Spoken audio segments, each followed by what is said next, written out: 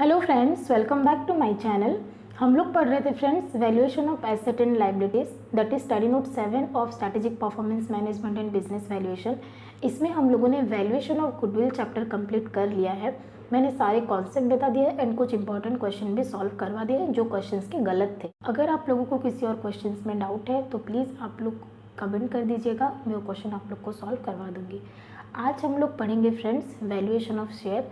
But share valuation पढ़ने से पहले अगर आप लोगों ने गुडविल वैल्यूएशन का वीडियोस नहीं देखा है तो प्लीज़ आई बटन पे क्लिक कीजिए, आपको वीडियोस के लिंक मिल जाएंगे।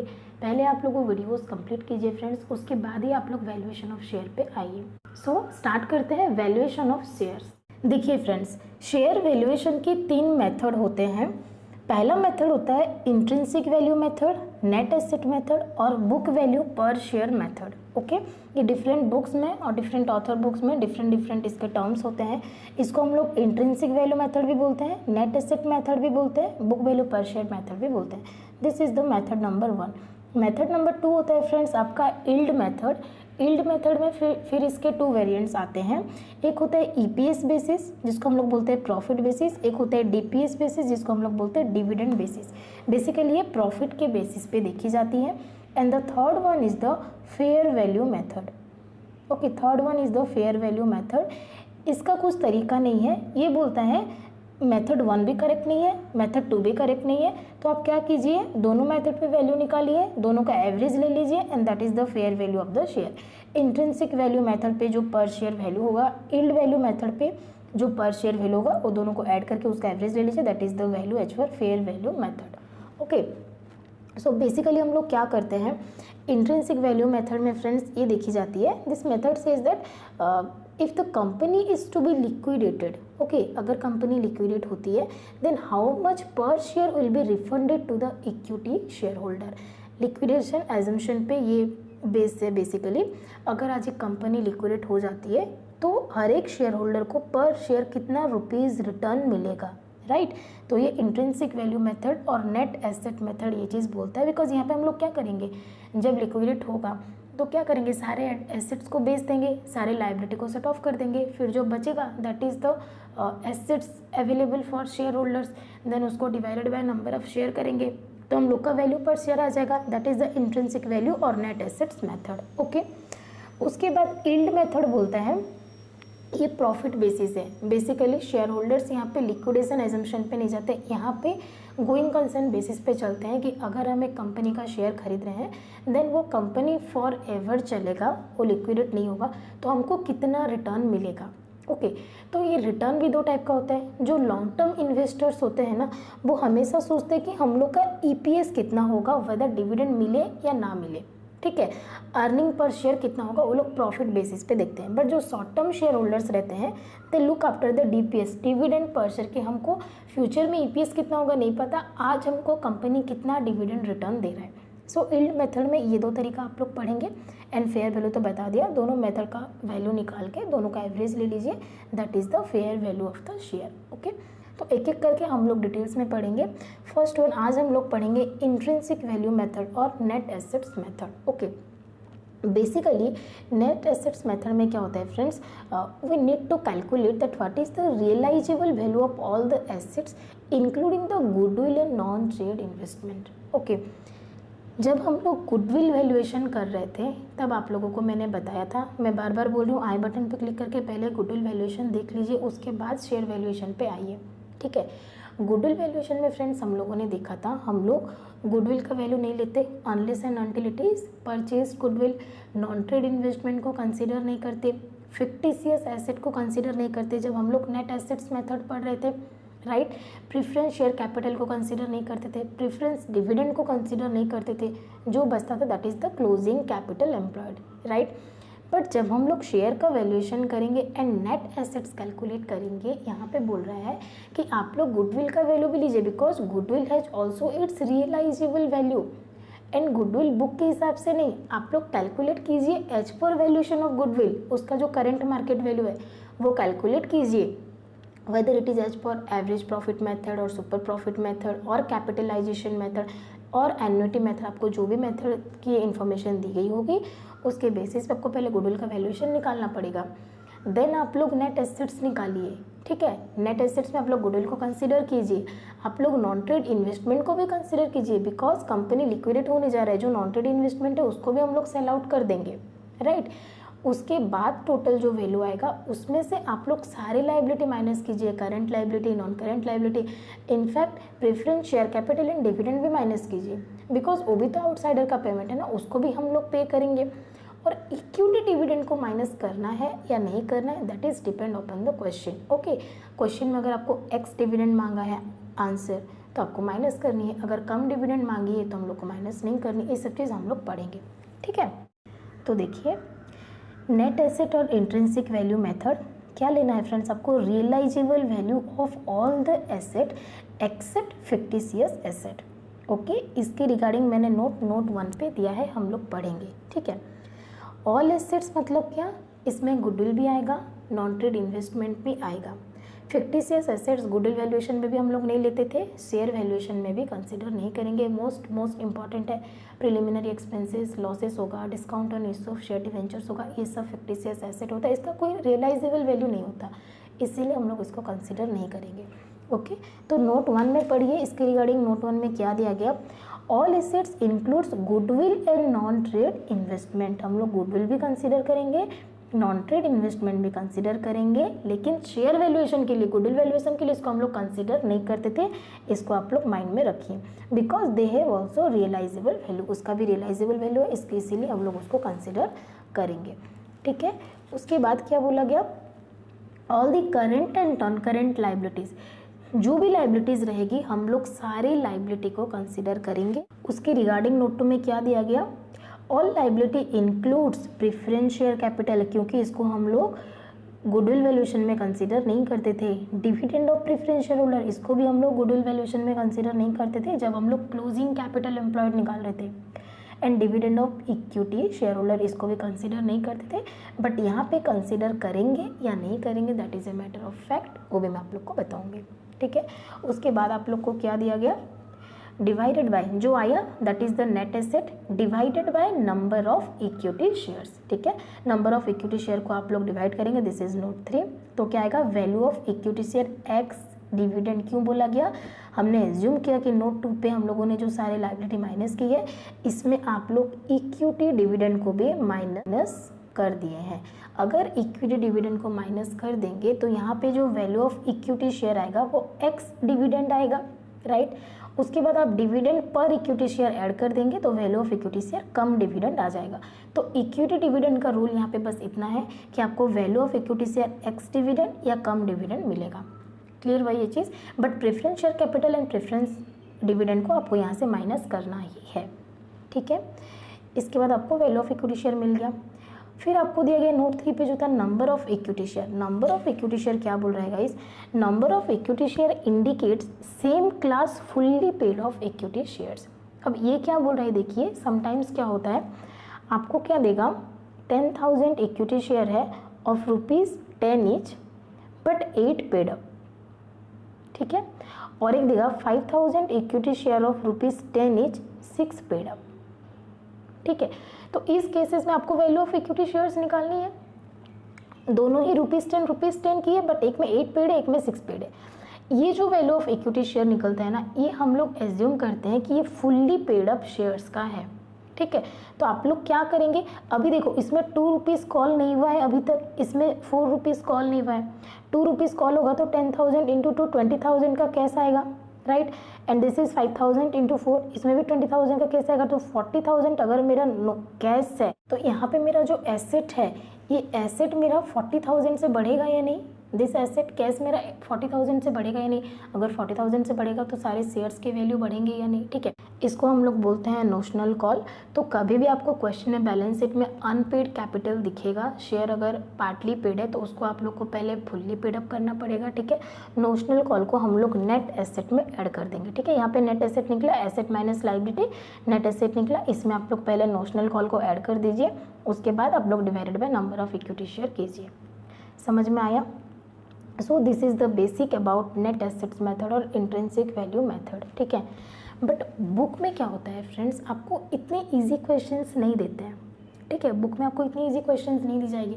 तो हमारे स्टडी मेट के क्वेश्चन कैसे सॉल्व करना है, क्योंकि वहाँ पे आपको goodwill and share valuation at a time देगा, तो हम लोग कैसे सॉल्व करेंगे उसका भी मैं आप लोग को ट्रिक बताऊंगी। उससे पहले हम लोग पहले एक बेसिक क्वेश्चन कर लेते हैं शेयर वैल्यूएशन के ऊपर, सो दैट आप लोग को शेयर वैल्यूएशन पहले समझ में आ जाए, उसके बाद हम लोग गुडविल को मर्ज करेंगे। ठीक है, देखिए छोटा सा बहुत सिंपल सा एग्जाम्पल मैंने लिया है। Balance sheet of x limited आपको दी गई है। इन्फॉर्मेशन क्या क्या दिया है देखिए, 30,000 equity share of ₹10 is fully paid up. जब भी आप शेयर वैल्यूएशन देखेंगे तो शेयर फुल्ली पेड अप है या पार्टली पेड अप है, आपका फर्स्ट ड्यूटी है देखना। ठीक है, ये तो फुल्ली पेड अप है, कोई दिक्कत नहीं है। फिर बोला 10,000 equity share of ₹10 etch ₹8 paid up. यहाँ पे ₹8 पेड अप है, दैट मीन्स ये पार्टली पेड अप है, हमको ₹2 और कॉल करना है। दैट मीन्स यहाँ पे 10,000 इंटू 2, राइट, 10,000 इंटू 2, मुझे 20,000 का कैश और मेरा बढ़ने वाला है। This is the notional call.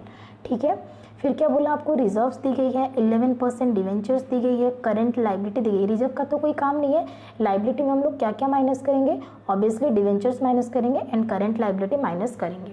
ठीक है, उसके बाद आपको क्या दिया गया है, गुडविल दिया गया है 70,000, फिक्स्ड एसेट दी गई है 4,50,000, करंट एसेट दी गई है 2,20,000, preliminary expenses this is the fictitious assets, इसको हम लोग कंसिडर नहीं करेंगे, राइट। उसके बाद क्या दिया गया है देखिए, the goodwill is independently valued at ₹50,000। आपको यहाँ पे गुडविल का वैल्यूएशन ऑलरेडी दे दिया है 50,000 and other fixed asset at ₹4,20,000। Other fixed asset की आपको मार्केट वैल्यू दे दी गई है। There was contingent liability of ₹20,000 which has become payable. आपकी लाइबिलिटी 20,000 की और है जो कि आपके बुक्स में रिकॉर्डेड नहीं है, तो इसको भी हम लोग को पे करना है। Determine the value of both the type of shares under net assets method. Both the type of share क्यों बोला गया, क्योंकि यहाँ पे एक शेयर है जो कि फुल्ली पेड अप है, एक शेयर है जो कि पार्टली पेड अप है। ठीक है, तो बहुत इजी है। नेट एसेट्स मेथड में मैंने आप लोग को क्या बताया, हम लोग क्या करेंगे फ्रेंड्स, एसेट्स माइनस लाइबिलिटी करेंगे। सिंपल सा बात है, हम लोग का जितना भी एसेट्स है माइनस लाइबिलिटी करेंगे, राइट। एसेट्स में आप लोग को गुडविल का वैल्यूएशन ऑलरेडी दे दिया है, दैट इज 50,000। आप लोग क्वेश्चन को नोट कर लीजिए वीडियो को पॉज करके, ठीक है। उसके बाद फिक्स्ड एसेट का आपको वैल्यू दे दिया गया है 4,20,000।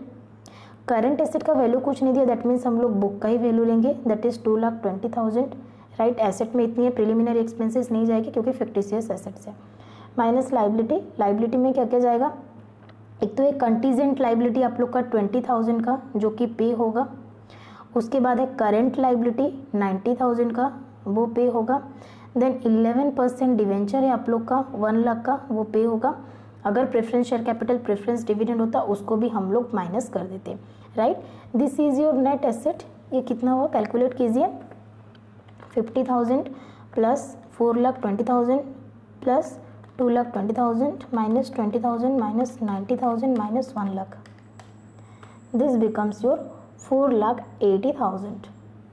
ठीक है, इसके बाद क्योंकि पार्टली पेड अप शेयर है तो हम लोग क्या करेंगे फ्रेंड्स, नोशनल कॉल इसमें ऐड करेंगे। मैंने बताया नोशनल कॉल कितना है, 10,000 शेयर के ऊपर 8 पेड अप है तो ₹2 अनपेड है, दिस इज 20,000, राइट। कितना आएगा ये आप लोग का 5 लाख में। रफली बस आप लोग को एक आइडिया दे रही हूँ कि कैसे वैल्यूएशन ऑफ शेयर कैलकुलेट होता है, ठीक है। This is your net assets, ये आ गया आप लोग का net asset notional call add करने के बाद। डिवाइडेड बाय क्या करेंगे, number off fully paid up share, ठीक है। हमेशा हम क्या लेंगे, number off fully paid up share. तो पहले आप लोग को क्या बोला गया, 30,000 equity share fully paid up है, राइट। उसके बाद जो 10,000 इक्विटी शेयर्स था उसको हम लोग क्या किए, फुल्ली पेड अप कर दिए। वो फुल्ली पेड अप नहीं था बट उसको हम लोग फुल्ली पेड अप कर दिए, तो नंबर ऑफ शेयर कितना हुआ यहाँ पे 40,000, राइट। 5 लाख डिवाइडेड बाय 40,000 कीजिए, कितना आया, this is 12.5, this is the value of your share. देखिए यहाँ पे और एक चीज़ है, number off fully paid up share of same amount, ठीक है, सेम फेस वैल्यू होना चाहिए। यहाँ पे ₹10 वाला था 30,000 शेयर, 10,000 शेयर भी ₹10 वाला था। अगर ये 10,000 शेयर ऑफ ₹5 ईच होता और ये 30,000 शेयर ऑफ ₹10 ईच होता तो नंबर ऑफ शेयर्स मेरा कितना होता गाइस। इंपॉर्टेंट चीज़ है, छोटी छोटी चीज़ें बट मैं आप लोग को बहुत इंपॉर्टेंट चीज़ बता रही हूँ, ओके। 30,000 शेयर ऑफ ₹10 ईच हुआ, ये 30,000 शेयर हो गया, और 10,000 शेयर ऑफ ₹5 ईच है। अगर आप इसको 10 रुपीज़ में कन्वर्ट करेंगे तो कितना शेयर होगा, 5,000 शेयर होगा। तो 10 रुपीज़ वाला टोटल शेयर कितना हुआ, 30,000 plus 5,000, that is the 35,000 shares of ₹10 each. ठीक है, तो उसका वैल्यू निकलेगा। अब 10 रुपीज़ शेयर का वैल्यू ये है, तो 5 रुपीज़ शेयर का वैल्यू क्या होगा, उसको आपको प्रोपोर्शनेटली निकालना होता है। जब हम लोग क्वेश्चन करेंगे मैं आप लोग को वो चीज़ बता दूंगी। फिर भी एक चीज़ देखिए, सपोज ये 5 रुपीज़ वाला शेयर होता, ये 10 रुपीज़ वाला शेयर होता, तो मैं क्या करती, 10 रुपीज़ वाला 30,000 शेयर प्लस 10,000 ये 5 रुपीज़ का है, सो इंटू 5 डिवाइडेड बाई, मुझे 10 रुपीज़ में कन्वर्ट करनी है, तो ये 5,000 शेयर हो गया, right. So total number of share कितना हो गया, 35,000। अब मैं वैल्यू कैसे निकालूंगी, 5 lakh divided by 35,000, okay, so that would become 14.29, ठीक है, of ₹10 each, fully paid up, ये फुल्ली पेड अप है। ठीक है, 10 रुपीज़ शेयर जो फुल्ली पेड अप है उसका वैल्यू है 14.29, तो 5 रुपीज़ शेयर जो फुल्ली पेड अप उसका वैल्यू कितना होगा, डिवाइडेड बाई 2, राइट, 7.14। तो ये 10,000 शेयर जो था उसका वैल्यू आएगा 7.14, जो 30,000 शेयर था उसका वैल्यू होगा 14.29। अगर पार्टली पेडअप है तो जितना पेडअप नहीं है इससे हम लोग उससे माइनस कर देंगे। ये हम लोग एडवांस क्वेश्चन में सॉल्व करेंगे, बस मैंने एक आइडिया दे दिया कि यहाँ पे आपको फिर कौन सी चीज़ों को ध्यान पे रखना है। Number off fully paid up share of same face value का मीनिंग क्या होता है, ठीक है, जहाँ पे कि बेसिकली गलत हो जाती है।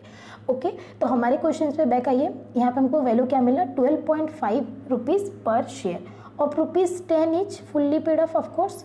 ठीक है, अगर फुल्ली पेड ऑफ शेयर का वैल्यू 12.5 हुआ, दैट मीन्स जो 30,000 इक्विटी शेयर था उसका वैल्यू 12.5, वो लोग फुल्ली पेड अप है।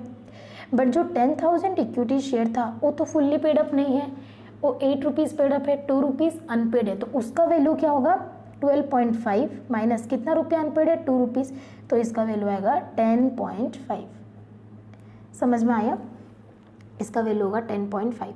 बट ये एक तरीका है, अनपेड वैल्यू को माइनस कर दो वैल्यू निकालने के लिए, या फिर कुछ बुक्स में कुछ सोल्यूशन में क्या दी जाती है, 10 रुपीज़ फुल्ली पेड अप है तो उसका वैल्यू है 12.5, 8 रुपीज़ फुल पेड अप है तो उसका वैल्यू कितना होगा, 12.5 डिवाइडेड बाई 10 इंटू 8, क्या होगा, 12.5 divided by 10 into 8, okay, so this becomes 10। तो सम सोल्यूशन में आपको 10.5 देगा, कुछ में आपको 10 देगा, but as per liquidation assumption this would be the right answer. जितना अनपेड है उसको माइनस की जाती है, बट आपके सिलेबस में भी कुछ क्वेश्चंस को ऐसे सॉल्व की गई है, कुछ क्वेश्चंस को ऐसे सॉल्व की गई है, तो इसमें आप लोग कंफ्यूज मत होना, ठीक है। अब ये तो आप लोग को बेसिक समझ में आ गया कि वैल्यूएशन ऑफ शेयर कैसे कैलकुलेट होगा अंडर नेट एसेट्स मेथड, ठीक है। But now the question is कि हम लोग की स्टडी मेट में तो इतनी इजी क्वेश्चंस नहीं है, ये तो बेसिक्स है। हम लोग के स्टडी मेट में valuation of goodwill and share हमेशा कंबाइन करके देता है, वेदर इट इज CFR का क्वेश्चन या फिर बिजनेस वैल्यूएशन का क्वेश्चन, ठीक है। तो यहाँ पे हम लोग, मैं आप लोगों को एक ट्रिक बता रही हूँ, पहले वो समझे फिर हम लोग स्टडी मेट का क्वेश्चन करेंगे। ये ट्रिक उन्हीं को समझ में आएगा जिन्होंने वैल्यूएशन ऑफ गुडविल मेरे से पढ़ा है या फिर मेरे वीडियोस देख के पढ़ा है। तो अगर आप लोग को ये ट्रिक समझना है तो प्लीज़ आप लोग पहले मेरे वीडियोस देखिए, उसके बाद ये वीडियोस देखिए, तभी आप लोग को समझ में आएगा। देखिए, आपको इतना तो समझ में आ गया, जब भी हम लोग शेयर वैल्यूएशन करेंगे हम लोग गुडविल का मार्केट वैल्यू कंसिडर करेंगे, राइट।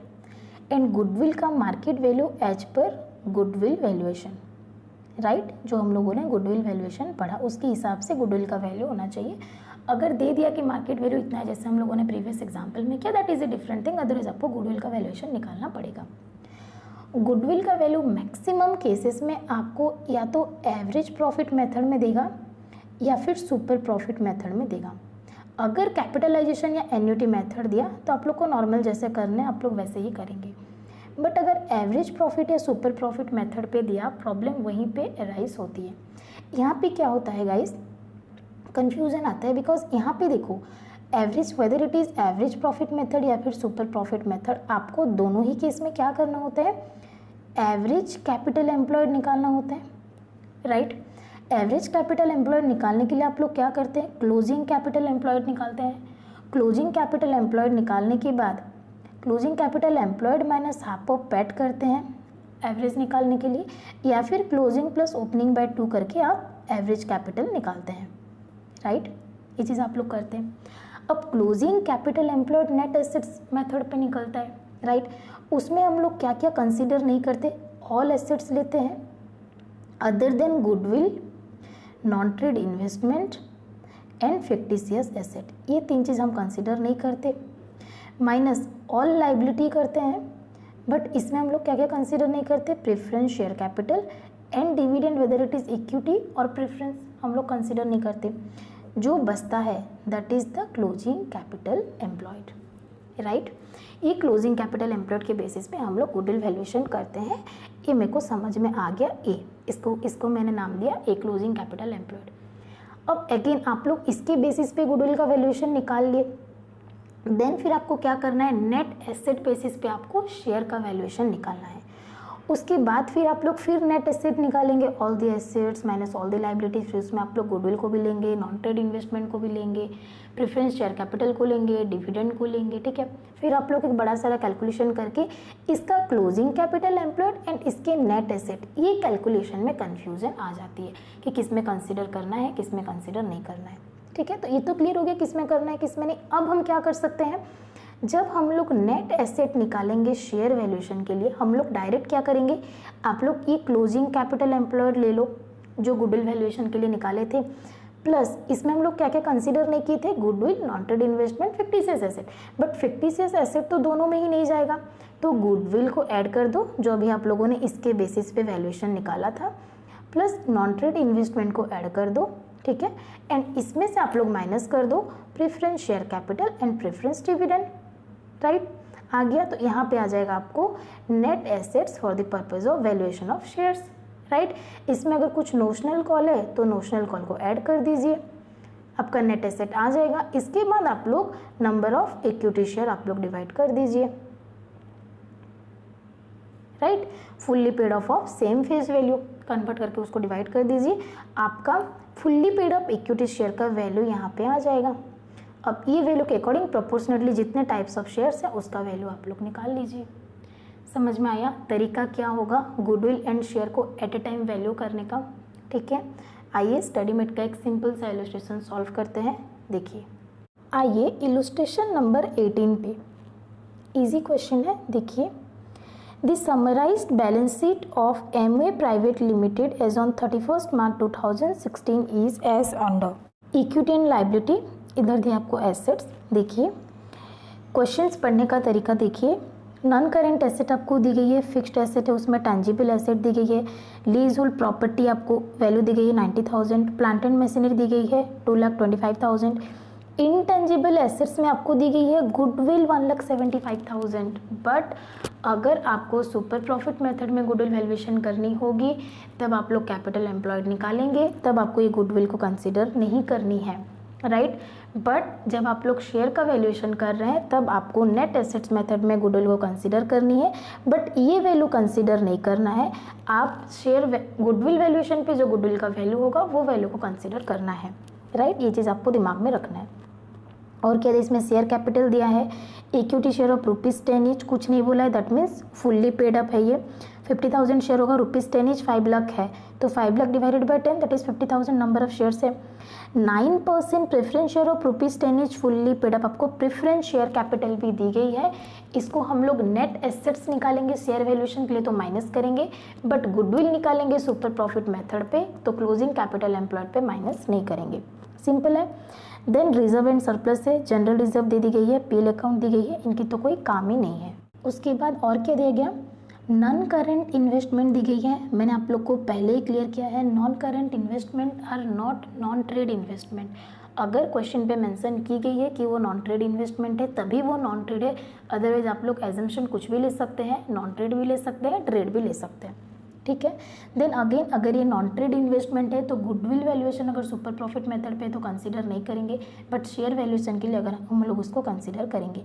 बट अगर ये ट्रेड इन्वेस्टमेंट है तो ऑफकोर्स दोनों में ही कंसीडर होगा। देन करंट एसेट है, इन्वेंट्री है, ट्रेड रिसीवेबल है, कैश एंड कैश इक्विवेलेंट, ये तो सारे कंसीडर होंगे।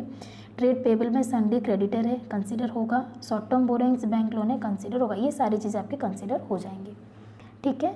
उसके बाद एडजस्टमेंट देखिए, A holder of 10,000 of equity shares in the company has agreed to sell these shares at a value based on the above balance sheet but subject to adjustment of the valuation of the following। कुछ adjustment आपको यहाँ पे दे दी गई है।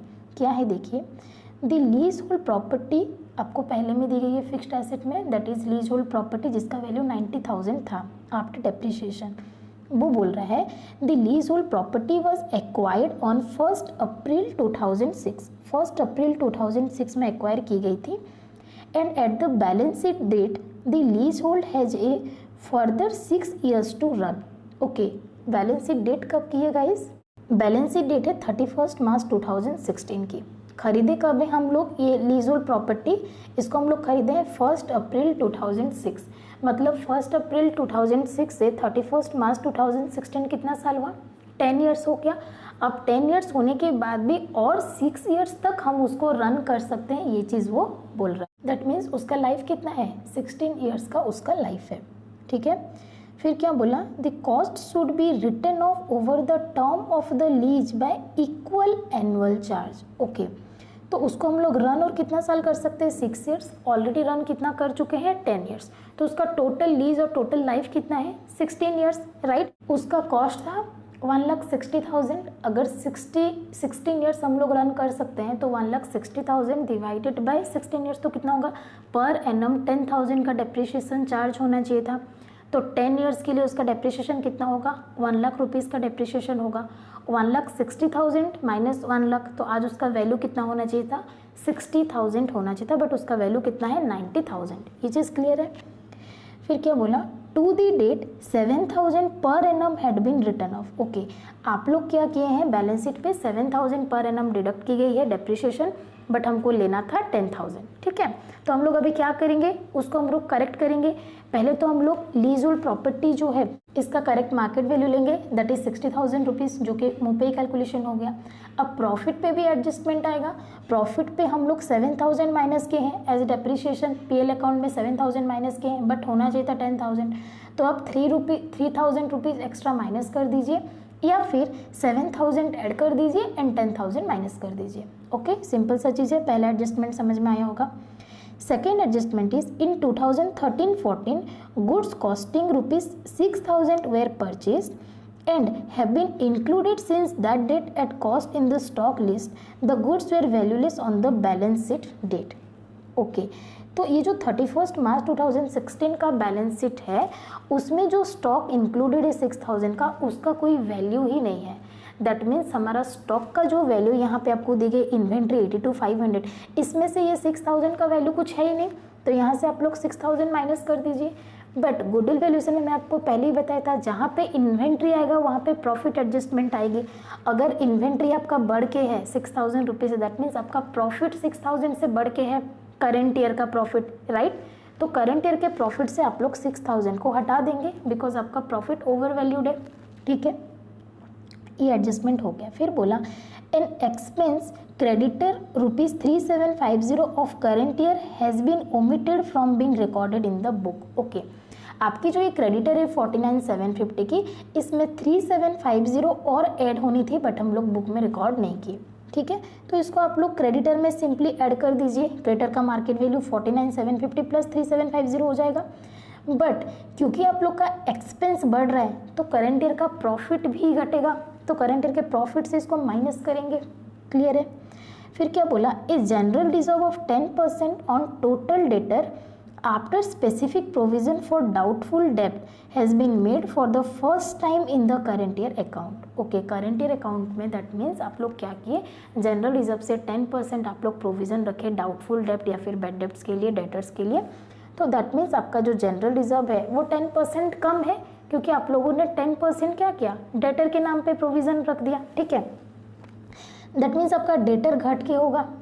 ये जो 40,500 है ये आफ्टर प्रोविजंस होगा ना, डेफिनेटली। हम लोग बैलेंस शीट में क्या नेट चीज़ें दिखाते हैं, तो एक्चुअली में ये बढ़ के होना चाहिए था हम लोग का डेटर्स। एंड हम लोग का जो जनरल रिजर्व दिखाई जा रही है वो कम दिखाया जा रहा होगा, क्योंकि उसमें से 10% इसको ट्रांसफ़र हो गया।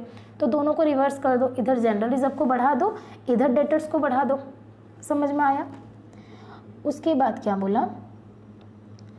Goodwill is to be valued at 3 years purchase of average profit. Okay, यहाँ पे आपको दे दी गई है एवरेज प्रॉफिट मेथड। तो यहाँ पे फ्रेंड्स जो मैं आपको समझा रही थी कैपिटल एम्प्लॉयड कैलकुलेशन सिखाऊंगी वो नहीं सिखा पाऊंगी, क्योंकि एवरेज प्रॉफिट मेथड पे कैपिटल एम्प्लॉयड नहीं आता। मैंने गलती से वहाँ पे बोल दिया कि average profit and super profit पे कैपिटल एम्प्लॉयड चाहिए, बट एवरेज प्रॉफिट पे तो नहीं चाहिए ना। Average profit into rate of return या नंबर ऑफ ईयर्स परचेज करने से तो आप लोग कहा जाता है goodwill valuation, right.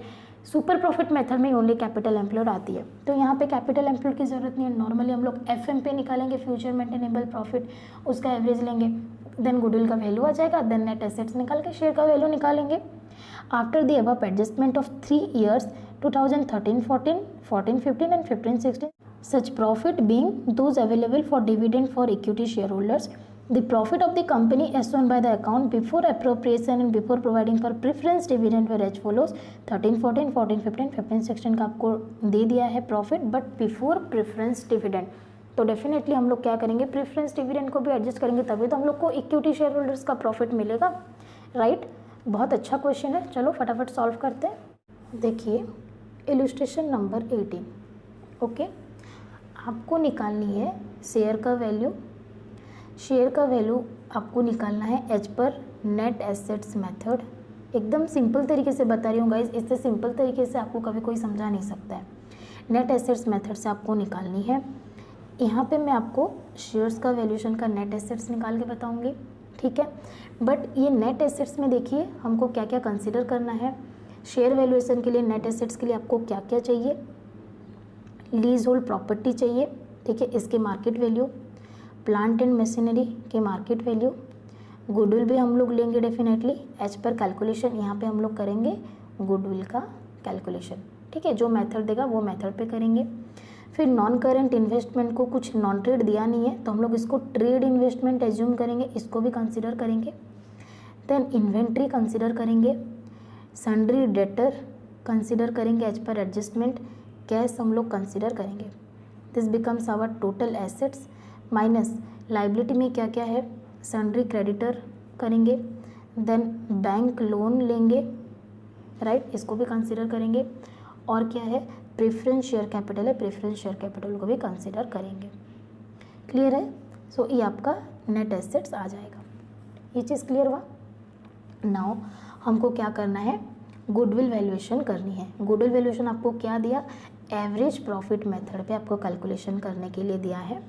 Average profit कितने ईयर्स का, 3 years का, 2013, 14, 14, 15 एंड 15, 16, राइट।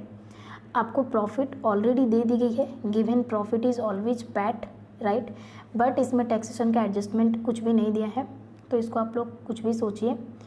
ये कितना है, 80,400, देन 92,900 एंड 89,650, इतनी डेटा आपको दी गई है, ठीक है। एक एक करके हम लोग एडजस्टमेंट पढ़ेंगे। पहला एडजस्टमेंट है लीज होल्ड प्रॉपर्टी का, राइट। 1 अप्रैल 2006 में हम लोगों ने परचेज़ किया था एंड 16 years उसका लाइफ है। हम लोग इक्वल लाइफ के बेसिस पर डेप्रिसिएशन देंगे तो पर एनम 10,000 आएगा। 1 अप्रैल 2006 से 31 मार्च 2016 तक 10 years है, तो कितना जाएगा, टोटल 1 लाख का डेप्रिसिएशन जाएगा। इसका मार्केट वैल्यू कितना आएगा, 1,60,000 कॉस्ट था, minus 10,000 depreciation per annum into 10 year 1 lakh जाएगा। इसका वैल्यू कितना आएगा, 60,000। प्रॉफिट पे हम लोग क्या एडजस्टमेंट करेंगे गाइस, क्योंकि एवरी ईयर सेम प्रॉफिट हुआ है, सेम प्रॉफिट हम लोग माइनस किए। यहाँ पे हम लोग 7,000 माइनस करते थे, तो यहाँ पे आप लोग 7,000 7,000 7,000 आप लोग ऐड कर दीजिए, क्योंकि एवरी ईयर हम लोग डेप्रिसिएशन के नाम पे 7,000 माइनस करते थे। बट एक्चुअली में माइनस कितना होना चाहिए था, 10,000, जो कि अभी हम लोग माइनस किए 10,000 एंड 10,000। ये आप लोग एवरेज प्रॉफिट से माइनस करने से भी होता, बट ठीक है। उसके बाद क्या दिया है आपको एसेट्स में, plant and machinery. Plant and machinery regarding कोई भी एडजस्टमेंट नहीं है, तो इसकी जो वैल्यू है वही वैल्यू हम लोग लेंगे, 2,25,000। गुडविल तो हम लोग कैलकुलेट कर रहे हैं। नॉन करेंट इन्वेस्टमेंट जो है उसके रिगार्डिंग कोई इन्फॉर्मेशन नहीं है, तो इसको हम लोग डायरेक्ट वैल्यू लेंगे। इन्वेंट्री के रिगार्डिंग आपको एडजस्टमेंट दी गई थी, क्या है सेकेंड एडजस्टमेंट देखिए। In 2013-14, goods costing 6,000 were purchased and have been included since that date at the cost in the stock list. The goods were valueless on the balance sheet date. Balance sheet date कब का है, 15-16 का है। 15-16 का जो profit है उसमें 6000 added है। डेफिनेटली अगर क्लोजिंग स्टॉक बढ़ेगा तो प्रॉफिट बढ़ के होगा, तो यहाँ से हम लोग अपना प्रॉफिट को घटा देंगे due to over valuation of stock. ठीक है, यहाँ पे तो नहीं था, यहाँ पे बोला बैलेंस शीट डेट पे वैल्यू लेस है। ठीक है, यहाँ पे आपकी इन्वेंट्री कितनी थी 82,500, 6000 वैल्यू लेस है, तो यहाँ पे आप लोग 6000 इससे माइनस कर देंगे। क्लियर है। उसके बाद आपको बोला गया और क्या दिया गया है, ट्रेड रिसीवेबल में सन्ड्री डेटर्स के रिगार्डिंग एडजस्टमेंट है। Cash and cash equivalent cash तो वही रहेगा 1,57,000। ठीक है, और क्या दी गई है, क्रेडिटर्स है। Okay, third adjustment is regarding creditor. क्या बोला है, an expense creditor 3750 of the current year has been omitted from being recorded in the book. तो आपकी सन्ड्री क्रेडिटर कितनी थी 49,750, बट इसमें आप लोग ऐड कर दीजिए 3750 क्योंकि ये रिकॉर्ड नहीं हुआ है। क्योंकि ये एक्सपेंस बढ़ेगा तो करेंट ईयर का प्रॉफिट हम लोग का घटेगा, तो 3750 आप माइनस कर दीजिए। Okay, this is creditor not recorded. समझ में आ रहा है। उसके बाद क्या बोला, general reserve of 10% on total debtor after specific provision for doubtful डेप्ट has been made for the first time in the current year account. तो आपकी जो डेटर है, ये डेटर था आपका कितना 40,500। ठीक है, ये आफ्टर डाउटफुल डेप्ट, क्योंकि जब हम लोग बैलेंस शीट में दिखाते हैं तो क्या नेट डेटर जो रियलाइजेबल होगा वो हम लोग दिखाते हैं। प्रोविजन कितना लिए हैं वो कैसे कैलकुलेट होगा, देखो a general reserve of 10% on total debtor after specific provision for doubtful डेप्ट has been made for the first time in the current year. तो टोटल डेटर का 10% प्रोविजन है। आपके यहाँ पे जो डेटर दिखाई जाती है बैलेंस शीट पे वो आफ्टर प्रोविजन होती है, तो ये जो 40,500 है दिस इज 90%, बिकॉज 10% प्रोविजन के बाद ये शो की जा रही है। सो 40,500 डिवाइडेड बाई 90%, ये होना कितना चाहिए था 45,000। ठीक है, ये होना चाहिए था 45,000। 45,000 माइनस 40,500 करो तो 4,500 हम लोग जनरल रिजर्व से ट्रांसफ़र कर दिए हैं। दैट मीन्स हम लोग का जो प्रॉफिट है वो 4,500 से कम शो हो रहा है करेंट ईयर पे, तो 4,500 हम लोग ऐड कर दिए, ये एजम्पशन लेके कि आने वाले सालों में हमको डाउटफुल डेब्ट्स के लिए या डाउटफुल डेटर्स के लिए हम लोग को कुछ भी प्रोविज़न देनी नहीं पड़ेगी, ये सिर्फ करंट ईयर के लिए है। ठीक है, ओके। उसके बाद क्या बोला गया, और तो कुछ नहीं है, this is the bank loan, इसके रिगार्डिंग कुछ नहीं है, so this is 1 lakh. And what is preference share capital, preference share capital आपको दी गई है 9% preference share of 10 is fully paid up, this is 2 lakhs। Okay, ये आप लोग का नेट एसेट्स आ गया। यहाँ पे आप लोग की प्रॉफिट एडजस्टमेंट हो गई। प्रॉफिट में बस आपको एक चीज़ बोला गया, profit of the company as shown by the accounts are appropriation and before providing for preference dividend. Preference dividend provide नहीं की गई है। प्रेफरेंस डिविडेंड कितना होना चाहिए 9%, 2 lakhs के ऊपर, सो दैट इज़ 18,000। यहाँ पे 9% दी गई है, बट यहाँ पे कैलकुलेशन 8% किया है, तो उसको 8% प्रेफरेंस शेयर कर दीजिए बुक में। 2 lakhs के ऊपर 8%, दैट इज़ 16,000 का प्रॉफिट। आप लोग एक काम कीजिए, तीनों में से 16,000 माइनस कर दीजिए, या फिर एवरेज भी ले लीजिए। आप जैसे भी करेंगे आपका आंसर सेम आएगा। ठीक है, देखिए मैं यहाँ पे 16,000 हर जगह से माइनस कर दे रही हूँ, 16,000 एंड 16,000। ठीक है, दिस इज प्रेफरेंस डिविडेंड।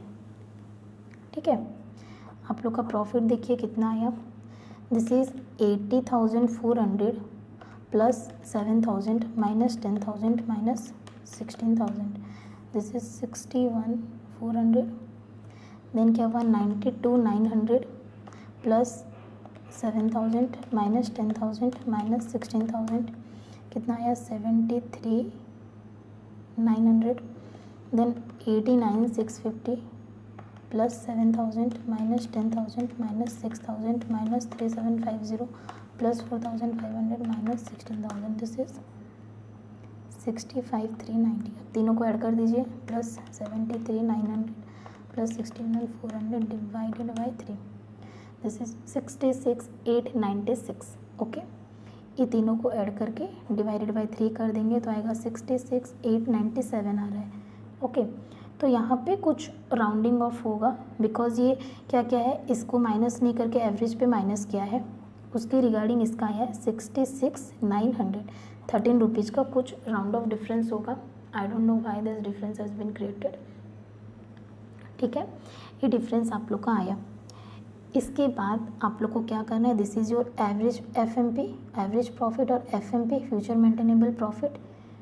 इस पे आप लोग क्या करेंगे, number of years purchase multiply करेंगे। नंबर ऑफ ईयर्स कितना है, 3 ईयर्स। ठीक है, यहाँ पे बोला था goodwill is to valued at 3 years purchase of average profit after the above adjustment of 3 years. ठीक है, तो दिस इज 3 ईयर्स, 66,900 इंटू 3, मैं बुक के हिसाब से कर दे रही हूँ, दिस इज 200,700। ओके, ये आप आगे आपका गुडविल का वैल्यूएशन। तो ये गुडविल जो आया इसको आप लोग पुटअप करेंगे यहाँ पे 200,700, राइट। बाकी यहाँ के सारे वैल्यूज़ तो आपको मिल गई है, राइट। अभी आप लोग इसको एडलेस कीजिए, जो भी है कैलकुलेट कीजिए। 60,000 plus 2,25,000 plus 200,700 plus 4 lakh plus 82,500 minus 6,000 plus 45,000 plus 1,57,000 minus 49,750 minus 3,750 minus 3 lakh. Okay, इसका वैल्यू आ गया आपका 8,10,700। ओके, ये आ गया 8,10,700 divided by number of share. मैंने आप लोग को स्टार्टिंग में ही बताया था 50,000। फुल्ली पेड अप है, अदरवाइज नोशनल कॉल होता तो इसमें हम लोग ऐड कर देते। डिवाइडेड बाय 50,000 कर दीजिए, 16.214। This is the value of your shares. ठीक है फ्रेंड्स, समझ में आया आप लोग को तरीका कि हम लोग कैसे कैलकुलेट करेंगे कोई भी चीज़ों को। अगर देखिए यहाँ पे सुपर प्रॉफिट मेथड होता तो क्या करते, हम लोग गुडविल नहीं लेते, राइट, प्रेफरेंस शेयर कैपिटल नहीं लेते, पहले यहाँ पे क्लोजिंग कैपिटल एम्प्लॉयड निकालते। समझिए चीज़ों को, थोड़ा पेशेंस रख के समझिए। यहाँ पे क्लोजिंग कैपिटल एम्प्लॉयड निकालते, नाउ यहाँ पे आप लोग का एवरेज प्रॉफिट निकलता। This closing capital employed into normal rate of return करते तो नॉर्मल प्रॉफिट मिलता। देन ये एवरेज प्रॉफिट जो आपका निकला था this 66,900, average profit minus this normal profit करते तो सुपर प्रॉफिट निकलता। Super profit into number of years purchase तो गुडविल निकलता। ठीक है, उसके बाद आपको नेट एसेट्स निकालनी होती तो क्या करते, जो क्लोजिंग कैपिटल एम्प्लॉयड निकला था उसमें गुडविल ऐड कर देते। नॉन ट्रेड इन्वेस्टमेंट तो है ही नहीं, अदरवाइज उसको भी ऐड करते एंड प्रेफरेंस शेयर कैपिटल को माइनस कर देते, नेट एसेट्स आ जाता। Net assets bye number of shares करते तो आप लोग का वैल्यू ऑफ गुडविल आ जाता, जो कि आपको इलस्ट्रेशन 16 में वैसी वाली क्वेश्चन दी गई है। तो ये वीडियो तो काफ़ी लॉन्ग हो गई है, मैं नेक्स्ट वीडियो पे आपको 1-2 क्वेश्चन और सॉल्व करवा दूंगी सो दैट पूरी क्लैरिटी आ जाएगी। ठीक है friends, this is it for the video. Thank you, bye bye, take care, please like my videos and share it with your friends.